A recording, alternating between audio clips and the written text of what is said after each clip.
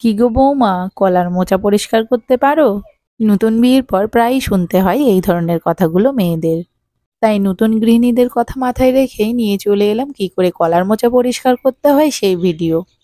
প্রথমে কলার ফুল বা ফ্লোরেটস গুলোকে মোচা থেকে আলাদা করে নিতে হবে। ফুলগুলোকে আলাদা করে নেওয়ার পর ভেতরে শঙ্কু আকৃতির যে অংশটা বেঁচে থাকবে সেই অংশটা কিন্তু ভীষণ কচি, এটা আর আলাদা করে পরিষ্কার করে নেওয়ার দরকার নেই, এটা ডিরেক্ট কুচি কুচি করে কেটে নিলেই হয়ে যাবে। প্রথমে একটা কলার ফুল বা ফ্লোরেট নিয়ে এর মধ্যে থেকে বৃতি বা ক্যালিক্স আর পিস্টিল বা গর্ভকেশর এই দুটো অংশকে বাদ দিয়ে ফেললে বাদবাকি অংশটা খাওয়ার যোগ্য। এই অংশ দুটো কিন্তু খাওয়ার অযোগ্য নয়, শুধু রান্নার সময় সিদ্ধ হয় না, তাই এগুলোকে ফেলে দিতে হয়। বাজারে কলার মোচা কেনার সময় টাইট দেখে কলার মোচা কিনতে হয়, তাহলে সেই ফুলগুলো খেতে ভালো হয়। যদিও এই কলার মোচাটা আমাদের নিজেদের বাগানের।